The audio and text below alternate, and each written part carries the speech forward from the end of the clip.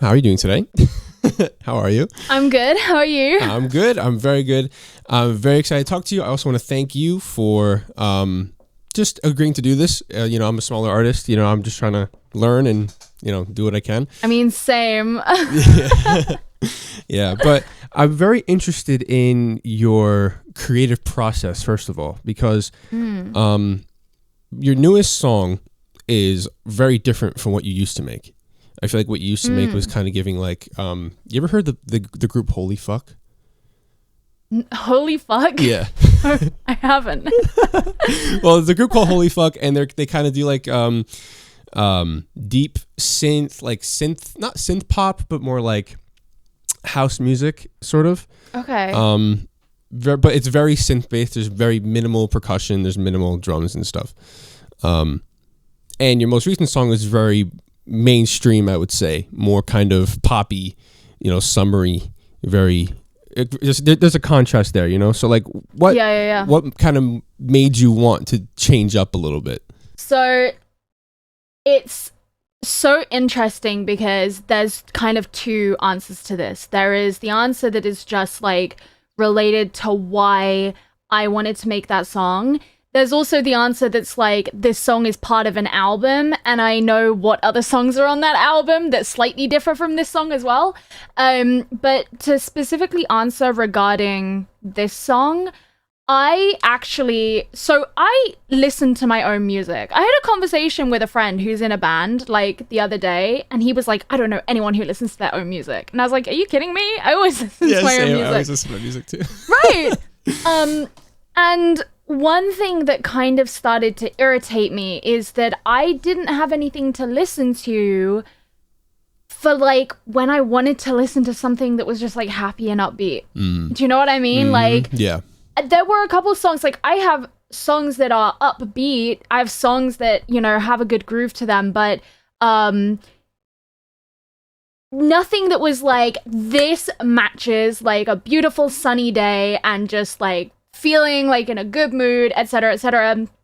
And I feel like my demeanor and my general way of expressing myself is quite in line with that, right? Like I would if I had to put myself to a season, it would be summer, right? And so I was like, I need to like fill that gap. Like I need to write that song because this is the song that I'm looking for to listen to, and I don't currently have that. And so I wanted to write the song that I felt like I needed to listen to, or that I was really craving listening to. So that was like the real inspiration with that, or like the motivation with that. And I wanted to use sounds that I felt were very representative of that kind of feeling. I see. So you kind of filled a gap for yourself, you kind of used that kind of missing thing you wanted to listen to and just made it yourself, which is awesome, which is really, really cool. When starting a song, do you go in blind? Because at least for me, like whenever I make a song, I need to have chords down. So I'm either on the guitar or on the piano, and I need at least a key. I need something to work with. I can't just sit down and make a song. I need some sort of basis to it. Do you do lyrics first? Do you do the melody first? Do you just sit down and see what happens? Like take me through your creative process. You wake up one morning and you're like, okay, I want to make a song. Historically, I've always been a piano writer. I bring this up a few times, but it was always Marion said that you're either a guitar writer or a piano writer. I've always been a piano writer. And I, like you, have always mostly been somebody who I pick a key and I start thinking about chord progressions. Like for me, I was able to articulate this more the more that I learned about music theory as I got older. But I realized that for me, the thing that like really will set the scene for my emotional response to a song is the harmonic structure. So the chord sequences, right? Like for some people it's lyrics, for some people it's melody. For me, it was always like this harmonic structure. And so I've always been very particular about the harmonic structures that I use. Like, for example, I said I remember saying publicly after I released my song California in 2023 that I had specifically gone into that song wanting to write a song with a passing 6/4 sequence. Okay. Which is like a very specific chord sequence, right? And so that's usually where I start. There are the occasional exception. Like sometimes I will just have an idea for lyrics or a melody and I'll like do a voice note, and then when I actually sit down to properly develop that idea, it will again be like, okay, we're gonna figure out the key, figure out the chord sequence, whatever. Very occasionally, when I'm feeling like writer's block, I'll just go on Splice and I'll listen through sample packs that I like the vibe of. Yeah. And I get a lot of percussion off of Splice because I don't find it fun to make percussion. That's fair. But I don't like taking synths from Splice or anything like that, because that's the thing where I'm like, no, this has to be mine. But very occasionally I will grab a song starter and I will like use it to come up with ideas, and then I'll delete the song starter and then like, build off of that or whatever. Even if those are things that never turn into actual songs that I like develop and release or whatever, they are part of the songwriting process. Right. Because like I know I'm not very versed in music theory, so I'm going to ask you about that later, but I can relate to having writer's block and just going sample hunting. You're going sample hunting. You're trying to find something, but you also kind of want to keep it original also. You don't want to, I mean, at least for me, it's kind of I want to say I wouldn't say easier, but it's easier to kind of fall into kind of like a go deep down into a rabbit hole where you're trying to find a sample, and there's like, at least for me, there's like a voice in the back of your head where you're just kind of like, is this original? Like, did anybody use this before? Like, did anyone, like, is this going to be like, you know what I mean? And that has happened to me before, because I used to produce lo-fi hip hop when I first started making music. Gotcha. And the amount of samples that I have heard on like other sources, like on like I heard a sample. I was watching, because I used to watch a lot of FIFA videos, so I was watching a video and I heard a sample. I was like, holy shit, he's like using my song. So I was like, what the fuck? It's awesome. But like, it was just another beat. It was just like some royalty free. Someone who'd use the same sample. I hear that a lot from dubstep producers. Really? Like, dubstep producers are like, I know what pack these samples came out of. That's so interesting. That's so... I don't really have that myself, though, like I said, because really the only samples I ever use are percussion ones. So I'll use, like, kicks or, like, a hat loop. Or I have, like, I wouldn't even call them, like, I was going to say risers, but I mean like the opposite of a riser, like when it goes down, but they're usually like a down lift thing. Yeah, that sort of stuff, which it's kind of like, okay, those are like small enough elements that I'm not going to mistake someone else's song for that. What I do like to do though is like, if I find a sample I like and it is kind of like synthy, or if it's a particular instrument, usually like a guitar is a good example, because I don't play the guitar, but I know a lot of guitarists. So every guitar that I've ever had in any of my songs has always been done by somebody I know. I got you. So sometimes like I can take things and then I can take those to people and be like, can you kind of recreate this sound? Like, do you understand this sound? When it's synths, I will spend time trying to break down what that sound is and how it's been built. And if it's something like, so I had this recently where I really wanted to figure out what the like cohesive thing was that made G-Funk sound like G-Funk. And one of those things is like the classic G-Funk whistle, right? Which, you go listen to like a Snoop Dogg or Dr. Dre song and you hear like that high pitch like in the background. Yeah. And I can go and find G-Funk whistle samples, but I wouldn't actually use them. I would just listen to a number of them and then try and like copy them, so that I can make my own, because I am far more interested in understanding why I like the sound of something and how to recreate that later than I am in just taking the sound. So I'm never really that worried about originality, because I don't think I've ever doubted the originality of my own music. Right, right. Yeah, and I also think it's a good learning experience for you, just as an artist, to like learn how to make shit, just learn how to make sounds, because like I went from doing lo-fi hip hop, then I went to doing like house music, like old like Mr. Fingers, like Larry Fingers, and like a bunch of these old weird names, and I learned a lot. I would try and copy sounds. I would open up, my pirated Serum back in the day, and I would just try to try to make stuff. But yeah, that's very interesting. So music theory for me, right? I kind of avoid it in a way, because I feel like once I look at it as like once you turn music into like a science, because it is, at least in my opinion, it's kind of like a very structured way of looking at music. I feel like I just go right out, What are your thoughts on music theory? Because you did mention moving 6/4. So like, what's your take on that? So I've had this kind of conversation with people, because actually notably my dad, because my dad's a number of times repeated the sentiment that you just said. He's like, no, I don't want to get too in the weeds of that, because he's actually slightly changed his mind recently, which I'm quite proud of.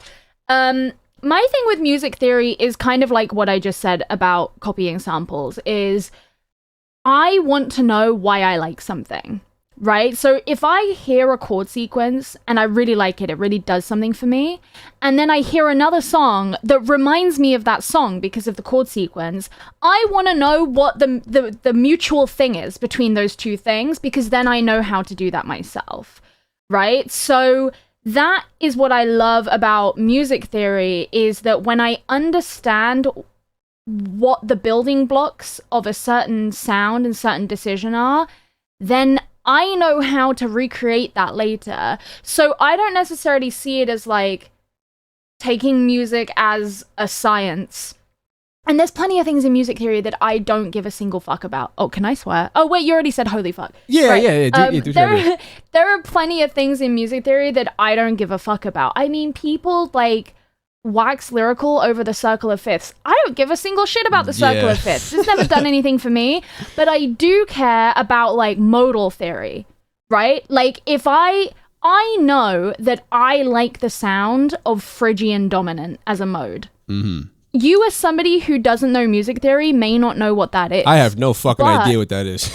Right. But if I sat and I played a bunch of songs that had been written in the Phrygian dominant mode, you may say, oh, I like all of these. Like the mutual sound between all of these is something I have tried to do and haven't known what it is.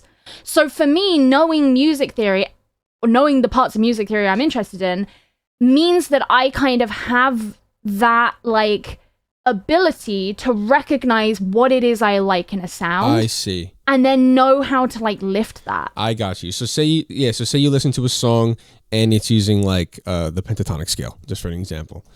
You can be like, oh shit, that actually is like really, really cool. And you can now, instead of using the pentatonic scale and say E, you could do it now in A, and now you have a whole idea ready to go. Yeah, exactly. I can be like, I know that the reason I like that song is because it's pentatonic. Rather than sitting there being like, there's something I really like about this song and I don't fucking know what it is. Like it's a very overdone thing, but one of my favorite kinds of like chord sequences is when you have two sets of 4 chords and you're in a minor key, and the first set ends in the 5th for the minor key. Okay. The second set ends in the dominant 5th. Right? Which is technically non-diatonic, right? Like it doesn't fit in with the minor key that you're using, but the sound of that is a very iconic sound. Like once you know what that sound is, you'll be like, oh yeah, I've heard that in a million different songs. And knowing that that's what that is like, cool. If I want to recreate the feeling that I get from listening to songs that sound like that, I just know how to do it. Like, cool, I just go use the dominant 5th in a minor progression. And like, it makes life so easy to just know that stuff, right? But I mean, I'm sure there's plenty of parts of music theory that I don't know and don't care to know either. Mm-hmm. Yeah, like I've had a similar conversation with my dad. He plays guitar. He's been playing guitar for like 40 something years since he was a kid. And he was like, Len, whenever I'm playing a song, And he goes, "Oh, Lennon, do you like what chord is that?" I'm like, "I don't fucking know. Like, I don't know. I'm just playing." He goes, "No, Lennon, you should really know what you're playing." And I'm like, "I know what I'm playing. Like, it sounds good, you know." And I feel like there's two different kind of approaches to music theory. There's the approach where, like as you said, you can kind of like learn the anatomy of a song. But also, I feel like for me, you kind of come up with different ideas, right? Like I have an idea now that I'm working on. Where I don't know the chords at all, but I do know for a fact that one of the chords is not in the key of the song, you know, and it's in the same progression, and it sounds weird, it sounds cool. I'm going to work with that, you know, and I feel like I feel like there's kind of a way that I think about stuff where I'm just kind of like, oh my god, that doesn't go with that. Oh my god, this doesn't go with that, and then I start doubting myself. You know what I mean? Right. Because oh my god, this chord, it doesn't fit in this key. Well, other people know. Well, you know, but like at the end of the day, it's kind of like, just to kind of make what you want to make, you know? Yeah, and I think it probably does help that I don't really get caught up in that. I mean, I used to have like a joking argument with a friend of mine. This was before I started releasing music and I just kind of made stuff as a hobby. And he would always get really frustrated because I loved making chord sequences that didn't resolve. And he would listen to them and he would be like, it doesn't feel finished. And I'm like, yeah, but that like slightly awkward feeling, I love that. And like he hated it. And we had like a really like kind of fun back and forth about it. But yeah, like I'm not afraid to do what I think sounds good. I don't really get like concerned about, am I following the rules of what people like to do? No, I see music theory for me as a tool rather than a set of instructions. Right. Because I'm a firm believer that there are no rules when making music. You can do whatever you want. Not. Even in your software, there may be more efficient ways to route multiple sources into one bus or create a drum bus or process your vocals. But at the end of the day, if you're having fun and you're making what you want to make, just go for it. Do it. I don't know the shortcuts in my DAW. You use FL Studio, right? I use FL. Yeah. Well, yeah, I started when I was 14, so you know, of course, I use FL, and I'm loyal to it. But like, I've seen videos of people using FL, like notably Porter Robinson, because he's done a couple things with different streamers, and he'll be like, "Oh yeah, you do this, and it's controlled and blah blah blah," and I'm like, I never bothered to learn this shit, so here's me using my mouse like a Neanderthal. That's fine, you know, it's my most inefficient thing that I do in making music, which drives people nuts when I tell them, and I don't really care because it works for me, is I record all of my vocals into Audacity. I do not record them into my DAW. What? Really? Because Audacity has two reasons. One, I love Audacity because it has such good control over like very small things. So like when I record videos, I also record into Audacity because like noise reduction is great, normalization is great, like all of those things. So I'm a habitual Audacity user anyway, but recording vocals into FL Studio is actually kind of like slow, and I prefer the sound of the audio file come out of Audacity than the one recorded straight into FL. I hate Edison, which is the like recording thing in FL Studio. Fucking hate it. I think it's awful. And I find it very easy to organize my files as the original take, and then I will put it through my pitch corrector in FL Studio, and then I will export that as the pitch corrected version of the file. And then I have in my folder all of my original takes and all of my pitch corrected takes, and those are very easy for me to like do stuff with. I really like having things as their own like individual accessible thing that I can do whatever with. And that works for me, and you know, that's my workflow, and I find it funny to bring it up with people because, like you just said, like people are like, why would you do that? Like that's a spicy ass meatball. Yeah, but that's just great. How I like to work, you know, and it's like that's fine by me. Yeah, that's cool. Like, you know, first of all, you're not the only person I've heard talk shit about Edison. You gotta put some. Edison sucks. Put some respect on Edison, man. That plugin, it's so. Okay, I rarely use it, but when I do, I use it for like the reverse reverb effect. Like you can reverse audio, have the reverb kind of, you know, just little stuff like that. But Edison's good. The Edison slander is ridiculous, bro. You can't see my facial expression right now. Yeah, so I mean that's completely different from what I do. I record everything in the box. I Most don't, people do. Yeah, I don't really go to any external like sources because I think it's because I tend to work fast. Do you work fast? Do you tend to work fast, slow? Do you take your time? Like Depends on the song. Like my most recent release, Something to Believe In, took me about a year to make. Really? But Welcome Back to Earth, which I released in the summer of 2023, maybe took me about a month to make. Interesting. Very so interesting. It really depends. Because I feel like what I do, I'm very very ADHD, so I love to move fast. I like to get shit done, but I like to. So I'll make an idea of a song. I'll finish the song. It'll be done. I have like 13 finished songs in the vault, but there's always something I want to work on them. There's always something I need to fix. Every time I listen to it, I'm like, oh shit, this is ridiculous. This is fucked up. So it's like I have I can get an idea down in like 2 hours, right? Finish a song if I want to that same day. But I have songs that I finished them in 2 hours, but they've been on my hard drive for like a year, because it needs to be perfect to me, not perfect, in terms of like, like it will never be that though. Exactly. And I was just about to say that. I was going to say it's never going to be perfect musically, harmonically. There's always going to be this. There's always going to be some hiss. There's always going to be, especially in indie rock, there's a lot of, resonances and guitar using like a reverb, whatever. But like, I have this standard for myself where I want it to sound perfect for me. And that's constantly changing. That threshold is constantly changing. Like I have a song now. It's super weird. You ever heard of Alex G? Alex G. Yeah. I don't know. Oh, he's great. He's amazing. He makes like super weird, like it's alternative folk, like rock indie stuff. It's very experimental, very weird.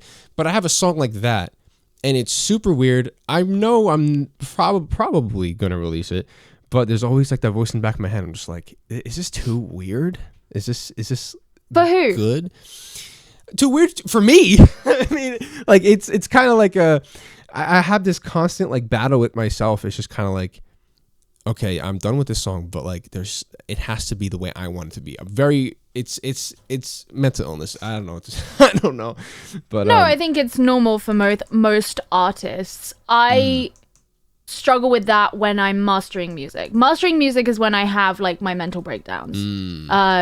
Usually like there's a song on the upcoming album which I did 50 different masters for. Jesus and Christ. Like wow. had like just like a complete meltdown like when I over the 2 weeks that I was doing that, and it like I had to like spend like every day of the next week outside, not in my house, nowhere near anything to do with music. Like I get really like messed up when I'm mastering stuff.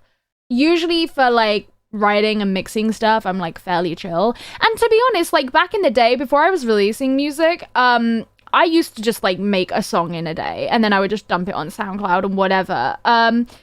So it's not that I have never been a fast worker. It's that when I started taking it more seriously and being like, oh, I want these to be like proper releases, that's when it started getting a lot slower, especially as like I also do a lot of vocal stuff now, and I never used to before I was releasing music. Like the first time I'd ever recorded vocals was for that initial release that I did. Mm-hmm. Yeah, and I feel like that's kind of the normal trajectory. Like you start making beats and you're just kind of like, oh yeah, this is cool. I'm gonna just dump this on YouTube or dump this on SoundCloud. That's how I started. I made like these like minute and a half like short little beats, no progression, just like maybe a little element had added here and there. And I was like, oh, I could just do this for like 5 years. But then I think as you learn and just as you grow as a person, your preferences change and you feel like you kind of actually want to make something. You know what I mean? Instead of just making a beat, you want to make something that other people could listen to and not only think is cool, but kind of connect with on another level, if that makes sense. Because, like, yeah, someone could think or have any connection really with any song, no matter what. But I feel like as you grow as a person, you kind of want to elaborate on the stuff that you want to make. and make it more complex, you know? So this is something I saw a lot on your channel. Can you explain to me, what is the Aesthenoverse? What is that? So I'm Aestheno, and the Aesthenoverse is my universe. I mean, so I basically, like, I love the idea that anyone who is an artist, who has an artist project, you're essentially world building, right? If all you're doing is like making songs and just like dumping them somewhere, and you're not kind of building up everything around that, there's no story to it, there's no visual identity, there's no art that surrounds it, like, that does, it's valid, like, it's a valid way of doing things, but it tends not to click with people. But like, for me, arguably, like, the most cool part about having an artist project is building this whole thing around it and giving it its own identity. For me, like, I refer to that as the Aesthenoverse, because it's like, yeah, like, step into my world. It also made it a lot easier to buy a domain, because I don't think Aestheno.com was available, but Aesthenoverse.com was. Nice. But I thought, like, as a like a portmanteau, like, the word sounded cool and whatever. But that tends to be how I refer to, like, the whole kind of, like, universe I built. Because obviously, like, even the idea of Aestheno is like, it's still me, it's just an exaggerated version of me. So it's like there's an element of characterization in there, and it's like picking and choosing parts of me and exaggerating them and really playing on them as artistic ideas, and all of that is the Aesthenoverse. So you kind of look at it as like you're playing a character, almost. To an extent, yeah. Like, well, like a different version of yourself. Yeah, it's like there's nothing made up. Like, I don't lie about stuff. I haven't invented anything. It's more like picking the parts of my life and my personality and my character that I want to emphasize in this, you know, project. Like, at the end of the day, in real life, we all have very boring and shitty elements of our lives and our personalities and whatever. And that isn't really that tenable as like an artist identity. Everyone, like, everybody who does any kind of art, and that can include content creation, it can include any kind of performance, like, they are curating what they show of themselves and the character they're playing. Like, pick any even streamers, right, who seemingly you see all of their lives. No, you don't. You just see, like, a curated part of their life. So in essence, like, anyone in these sorts of roles are playing a character, and yeah, that's fun. Yeah, that's really cool. So, like, you're kind of creating, like, this almost gallery of different works. You know, you have the music, kinda. You have, like, the music videos, you have the, I know I saw on your Instagram you do, like, modeling or something like that. Yeah. So you're. I feel like that's interesting. Like, you're creating a body of work that's not just music, but it kind of plays off each other.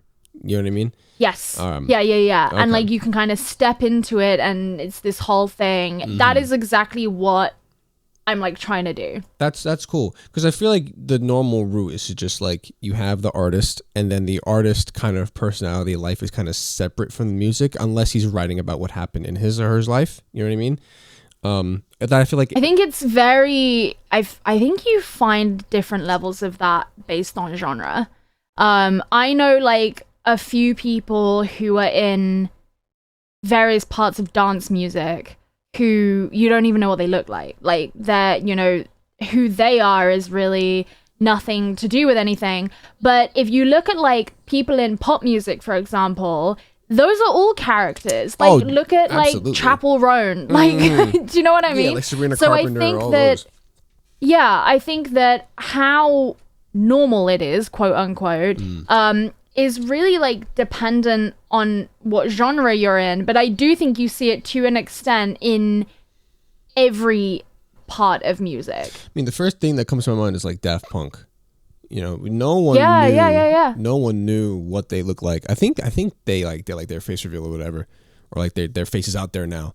But yeah, I think a lot of that's in the dance scene too. Like you have a lot of like faceless kind of figures. Yeah. Like Marshmallow, Dead Mouse. I knew you were gonna pick Marshmallow first. I'm always like, you're either a Dead Mouse person or you're a Marshmallow person, and I was thinking, please say Dead Mouse. Like, well, I love both of them. Well, I do. I have a special place for Dead Mouse, obviously, but Marshmallow, I like. He's not bad. He's not bad.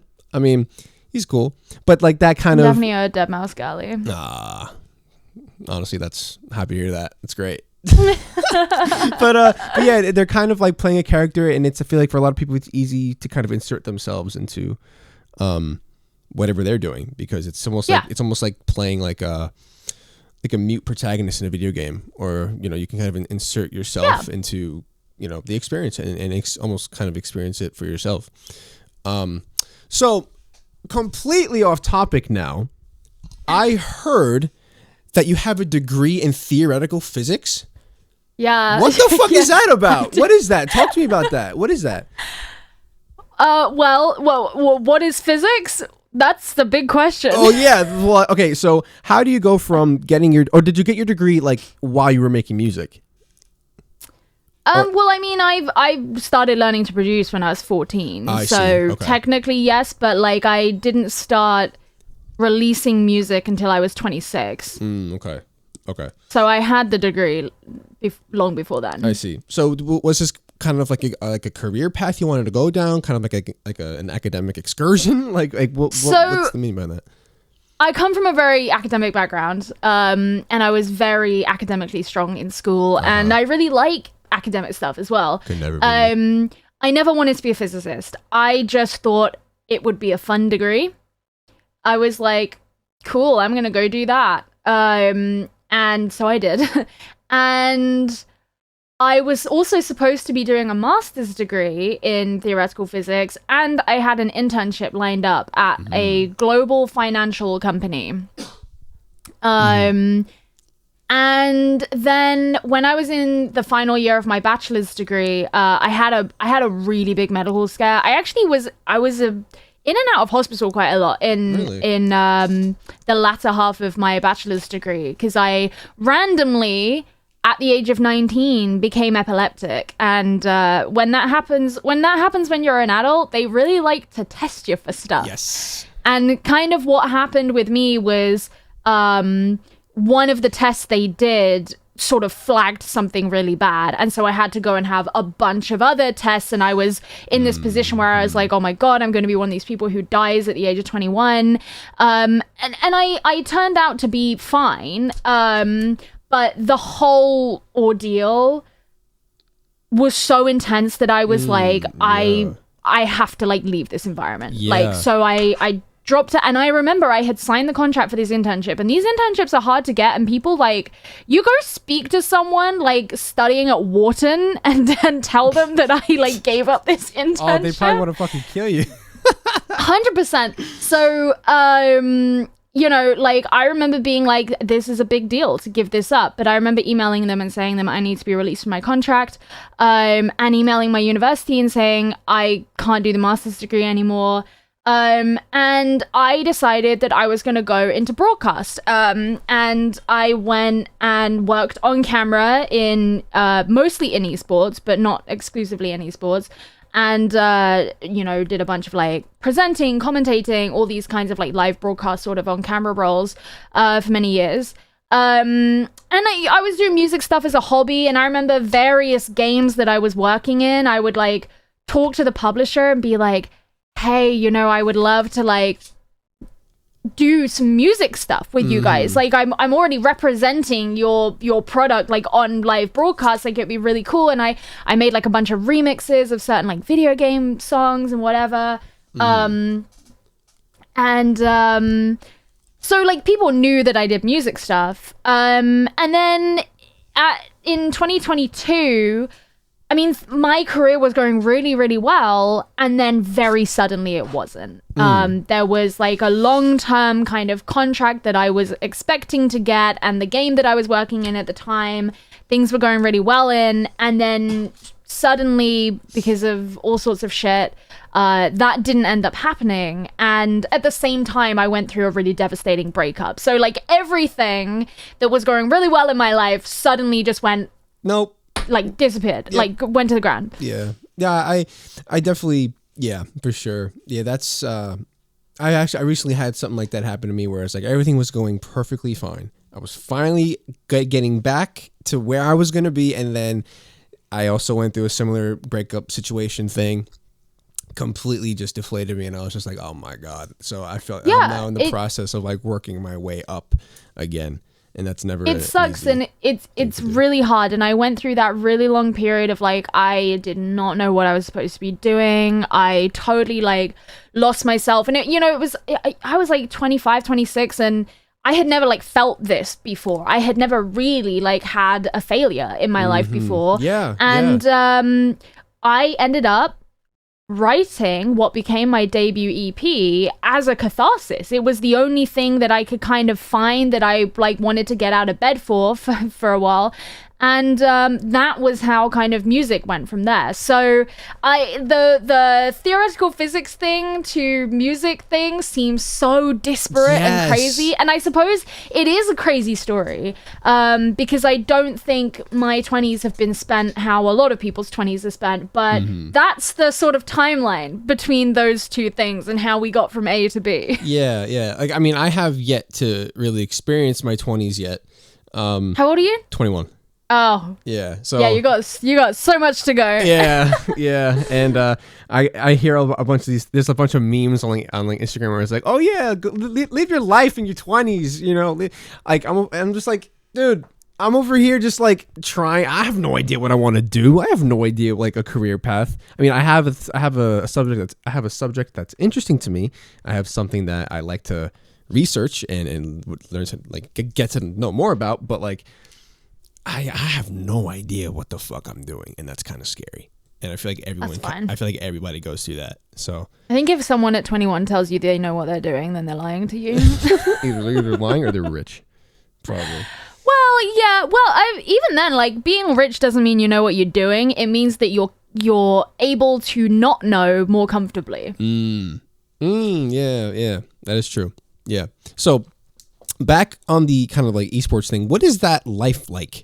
I don't think that kind of lifestyle, that kind of job, kind of experience is talked about a lot because I feel like the people who kind of cast esports are like random people. At least that's what it feels like, you know? What do you mean? Because like I'm not into the whole esports thing, but whenever I listen to these guys, I'm like, are they professional like sportscasters? Are they just like people who are like randomly chosen who really like the game? People who do you have to audition for it? Like what's the how? No. Okay, that's very valid. So yeah, the way of kind of like getting into esports broadcast versus traditional sports broadcast, it is a different like pipeline. And one could argue it is more accessible as well. For me, I got in because I started doing these like amateur level broadcasts. Like we're talking like tier 3 tournaments with like 100 viewers. And if you're good, people start to notice you. And also like a lot of it is networking, right? I would just DM people and email people who were like decision makers in the industry. And I'd be like, hi, my name is Gio. Here is a clip of, you make your first show reel and it's like crap. But like, that's kind of, how you climb through it. And, a number of the guys who do esports broadcasts are ex-pros. I obviously wasn't. But I mean, the lifestyle overall, it obviously depends what you like, but for me, like, I really enjoyed it because very little of my work was in the UK. I was usually like flying around to wherever the hell and doing stuff in all sorts of random places and working with different teams and different producers and different talent. And I mean, it's a stressful job in the sense of like the workload was quite a lot because you had to do a ton of studying outside of whatever you're doing and be very up to date and aware on stuff. And especially for me, I was doing a lot of like punditry and analysis and color commentary. So I had to like actually really know like how people played stuff. Right? You know? Yeah. You can't just be like, that's like what's happening. Yeah. Once or twice I've done that, but yeah, for the most part, you have to really be in the know. And you know, a lot of broadcasts. There are broadcasts I can think of where I've like gone in for a call time at like, I don't know, 11 a.m. and I've left the studio at 2 a.m. Or there was, I remember in 2019, there was a period of time where I would go in and out of Poland for work quite a lot. And each time I would be in Poland for less than 24 hours. So I would take a flight in, I would get there at like midnight, 2 a.m. I'd have a call time at 9 a.m. I would go work for however many hours, and then I'd have a flight home at 5 p.m. So it's literally just kind of like a mini version of like showbiz, pretty much. It feels like. Yeah, I mean, it kind of is, right? Like most of my like social network is in LA, and a lot of people who know me know I spend a lot of time in LA, and I have been planning to move there for a long time. Yeah. And you know, like, it's a well-connected, like, group of people. There isn't really a huge blurred line between people who work in various parts of the gaming industry and people who are doing music and acting and all sorts of whatever stuff kind of people you meet in LA, right? And so, like, it really is, like, that kind of lifestyle. Obviously during COVID it was like, oh, you do remote broadcast and you're sitting at home, kind of thing. Yeah, sure. But yeah, like, I absolutely love that kind of frenetic way of living. It's so much fun. Yeah, I was about to say that's kind of like a lifestyle a lot of people maybe not necessarily want but think is cool. You know, you're traveling a bunch of these countries. Yeah, because it's different to what they know. Right. Yeah. It's kind of so out of the norm, I guess. You know, you're in Poland for less than 24 hours and the turnaround must be crazy. So like you must be, you know, flying back and forth, very, you know, very busy, hustle bustle, that type of beat. Yeah. Yeah, that's really cool. You have to like flying, that's for sure. Oh yeah, you do. I do not. I don't know anyone who works in esports who isn't like a pro at getting through an airport like really quickly. Dude, I hate airports. Can we just talk about this for a second? I hate airports so much. I mean, I love flying. I don't like annoying people at airports who like don't understand what a liquid is and why they're not allowed it. Like, dude, I'm there. I've got my shit ready. I'm getting through security so fast. But I like airports because they're like this weird third space. Like, they're a bit otherworldly, you know? You're not quite anywhere. Yeah, it's kind of like a midpoint in a weird way. Like, yeah. It's very... I wouldn't say liminal, but very just interesting. No, but that's so it. Like, I love it. It's so much fun. I love flying. I love everything to do with flying. I wouldn't say I love flying. I hate boarding the plane and taking, but once I'm in the air, I'm fine. Like that initial takeoff. You hate boarding the plane? Why? I don't know. Like I hate, I don't know. It's so weird. Like I hate, there's like an anxiety that I have whenever I sit down and the plane is making that turn and then it just goes and it goes and it goes and then you start to like you see the fucking the ground go slanted and you're like, holy shit, I'm in a flying tin can that weighs 8,000 pounds in the air. I'm kind of fucked. I'm kind of screwed. But once I'm 8,000 pounds, that's a really light plane. Oh well, you know what I'm saying. Fucking 8,000, whatever. Right?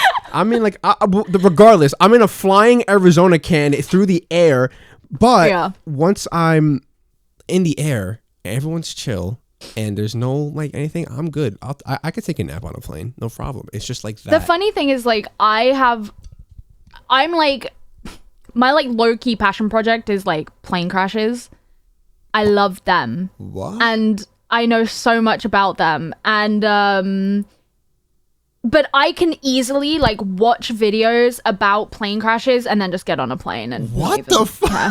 What? I don't care. How? Well, the funny thing is, like, my dad, his whole life was a pilot. Like, okay. And I'll be on a plane and I'll happily text him about plane crashes. That's ridiculous. And whatever. And I'll be like, what's your take on this? You know, like, so like I am a very unfazed flyer. Oh no, I'm a very, I would say I'm kind of high strung, like anxiety, kind of like thinking the worst a possibility. You know what I mean? I think if I had grown up to be like that, my dad would have been like, you're a fucking idiot. You know, like when your dad is a commercial pilot, you're not really allowed to be afraid of flying. Yeah, no, yeah, that makes sense. That makes sense. But no, like I feel like, I mean, I get nervous in cars sometimes. Like it's kind of crazy. Well, but they're more dangerous. Yeah, well, That's so legit. statistically, yeah, they are definitely more dangerous. Also, I will say that obviously I have been in plenty of cars in Europe and I've been in plenty of cars in America, and the amount that Americans like to text while driving makes me actually angry. Oh, it's scary. Oh, dude, like, it's awful. Every fucking person whose car I've been in the passenger seat of in the US will look at their phone on a freeway. Mm-hmm. Oh yeah, it's kind of scary. I mean, I see it a lot. I've been in New York City, so you have some of the worst drivers on the planet here. Like some of these people. I mean, LA's kind of the same. LA, I would argue heavily that the drivers in New York are just, I can't say that word. They're just awful. They're just terrible. But traffic doesn't move fast enough in New York for it to matter that much. But that's because of the shitty drivers. You have some guy, you're going down the highway, and you have this guy cruising in the left lane. Like, move over. That's what the fucking right lane is for. It's anyway, but yeah, cities are something else. Speaking of cities, is LA special to you? Do you kind of have like a connection tell me about that. Yeah. So, I mean, LA is definitely where I feel the most at home in the world. Oh my God, okay. You can't see what I'm doing right now, but I definitely could see like a hair in my peripheral vision, and I was trying to grab it and I couldn't tell where it was. LA's where I feel the most at home in the world, and so much of it is just like cultural. Like people like to say that LA is extremely vapid and that people are only interested in being friends with you if they want to use you and stuff like that. And I don't know if that's just a jadedness that comes from certain people, but I think as a foreigner who has like fallen in love with the place, I kind of see it through a slightly different angle, because personally I haven't really like experienced people being like that fake in like why they would want to hang out with you. But what I love about LA, there are many things I love about LA, but one of the things I really love about LA is that every single person you meet in LA, doesn't matter who it is, it could be your Starbucks barista, it could be someone you meet at a party in the Hollywood Hills, every single person in LA like is trying to do something with their lives. And you meet people with such a variety of things, what that is. Like, I remember going to a party and I met this girl, and I think she was from Tennessee. She'd moved over. She lived in Pasadena, and she was like starting her own fashion brand. And I was like, that's so fucking cool, you know? And she like had this Instagram, and it like was pretty low key at the time. It didn't have a ton of followers, and she like upcycled stuff, and she made her own clothing, and she was just like modeling it in her own way. And she was obviously doing these odd jobs to make money. And I was just like, that's so cool that you just like, you're doing that. You know what you're doing. I know people who do jobs that I would never want to do. Like, I'm friends with a number of creative directors who live in LA. And would I want to be a creative director? No, not really. But like, the fact that people there feel like they know what they want to do and that they will get there. And people generally in LA, if you tell them that you want to achieve something and it sounds delusional, they're not going to treat you like you're crazy. Right. They're going to be like, let's fucking go. Like, how do we make this happen? I feel like there's a great culture of collaboration in LA. I feel like I don't know, like, I love that. And I think that, like, you know, for me, I come from the UK. The UK is a very cynical place. And London, very similar, like, culturally is very similar to New York, and they are sister cities. Mm-hmm. Yeah. And I find in London, like, you know, I know a lot of people who like do corporate stuff because we have such a monumentally huge financial center and business center here. And, you know, New York, you have Wall Street, right? So it's like, it's kind of similar, like meeting people who have gone that path where they leave their very, you know, they might have just graduated from like Columbia or NYU or whatever, and they're going to go work in Wall Street. Like, that's not uncommon. It's kind of the same thing here. And people get very cynical about like, the idea of doing something that kind of isn't that. Like, for me, London feels a little like, I feel kind of trapped here. Right. Whereas like LA, I feel very much myself. And you know, part of it is also just like my personality, the way I dress, the kind of weather I like all of those things really suit LA. I love the fact that it's like, it's big and open and, unapologetically itself. And if you want to leave the city, you've got like the mountains to the north. There's obviously the coastline. Like, you go further down into like Orange County or North County, San Diego, or even San Diego itself. Like, it's beautiful down there. You can go further north into California if you want to go like skiing and shit like that. If you want to go into the desert, like, I love that you have all of these different options. People are very relaxed there. And I just love that, like, everyone is doing something really cool. Like, I just love that so much. And it really, like, gets me going. And I feel like it is a city of such, like, spontaneity in the sense that... Yeah, like, they're, like... I'll be fucking, I don't know, like, not thinking that today is going to be a particularly special day, and I'll, like, get a text from someone, and they'll be like, oh, this thing is going on, or this thing is going on, and you end up at these parties and events, or, like...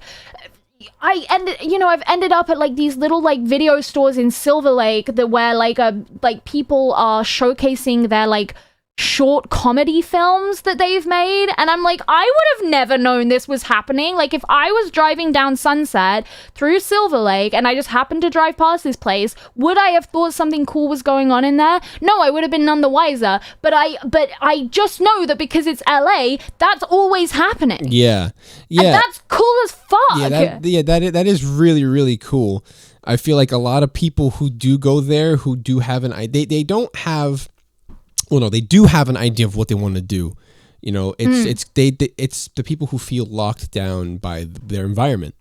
You know, I mean, I feel like there's the culture in, say, like Texas or, you know, Iowa is completely fucking different from. They're two different planets, to be fair. Like they're you know, and you're gonna find stuff in line with what you want to do, especially if you're into the arts, especially if you're into media when you're in LA. You know? Yeah. And I feel like the idea of like, you're like a college graduate, you know, you don't know what you're doing. You say, you know what, fuck it. You know, let's do this music thing, or let's do this brand thing. It's almost like a fairy tale in a weird way. Yeah. Yeah. And like, people are so like cool with it, you know? And like, I think there is a sense of community there that I think a lot of people claim isn't there. And I mean, like, it's like, it's obviously not a perfect place, and there are plenty of political history there. And LA, like, architecturally is fairly hideous. You know, it's not a beautiful city. It's a city in a beautiful place. California is stunning. But its ugliness I almost find endearing, because it's just like, it looks like LA. It smells like LA, and no matter how ugly you think this street or this building is, the sunset that falls on that city every single night is something that you only wish could happen where you are. Do you know what I mean? Yeah, for sure.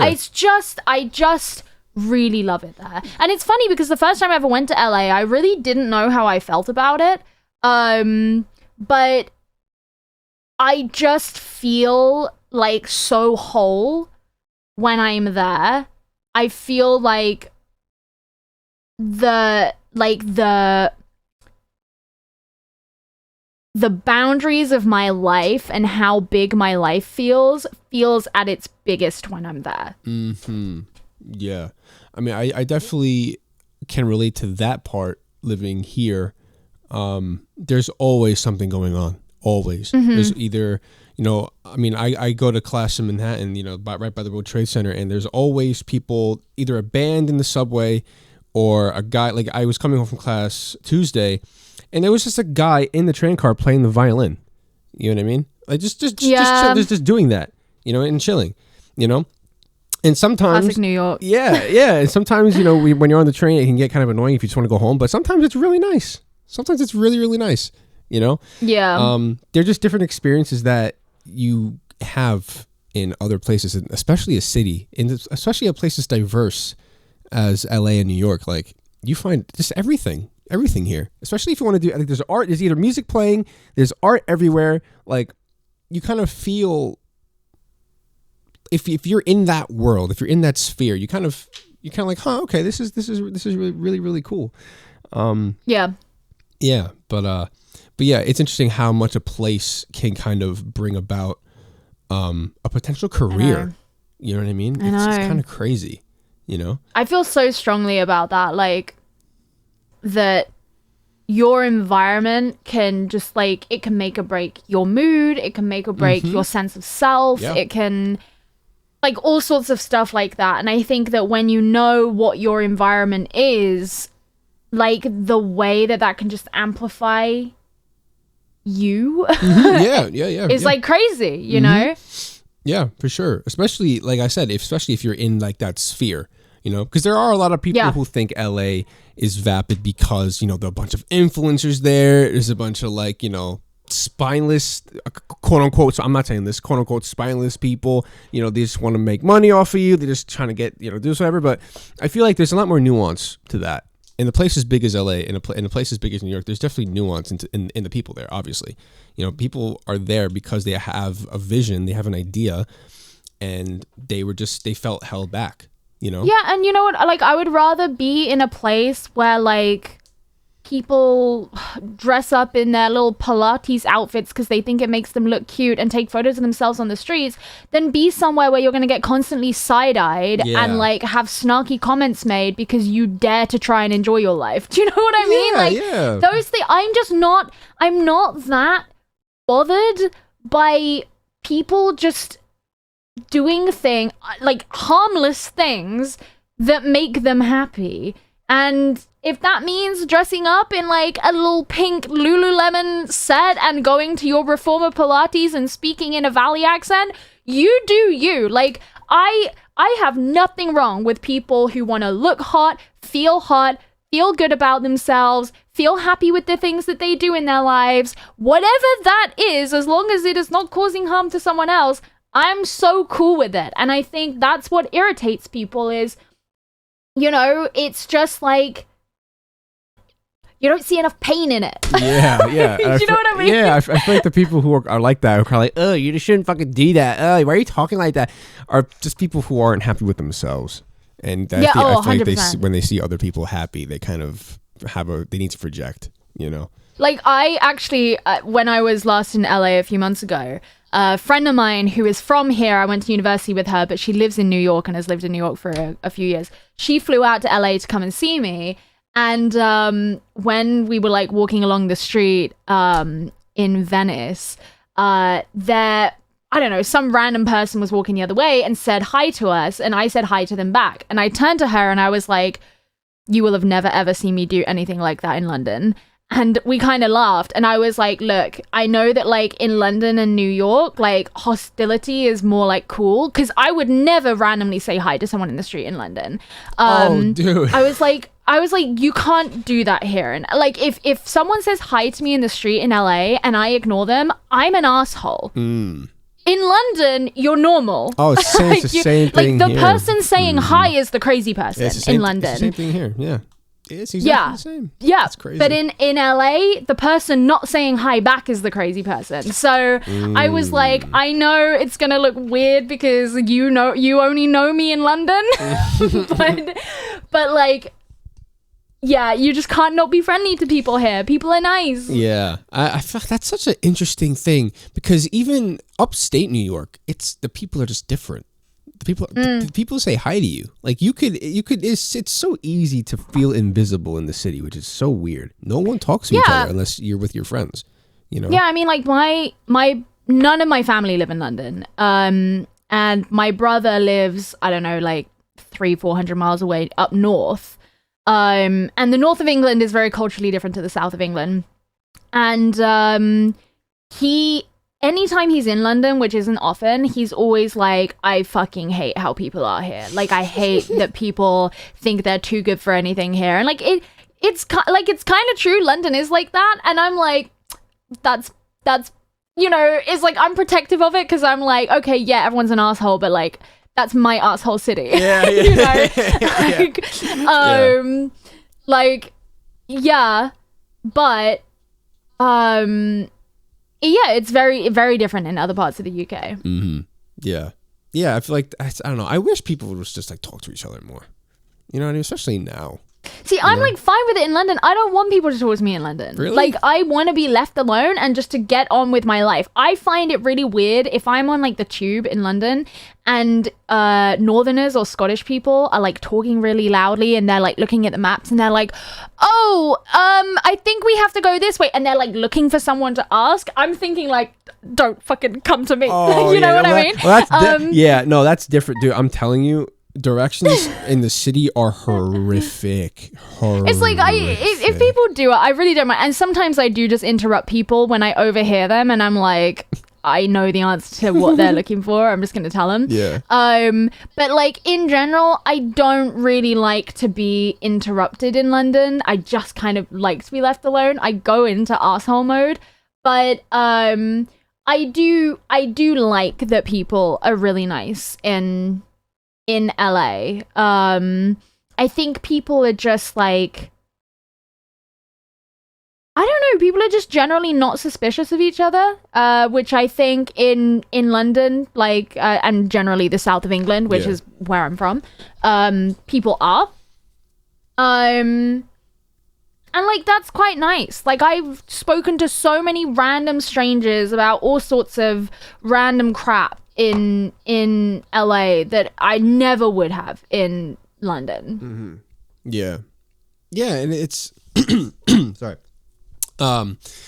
Yeah, I feel like it's interesting how the same type of structure of place, the city, like just hold the dynamic can just be so different. You know what I mean? Yeah. It's kind of remarkable.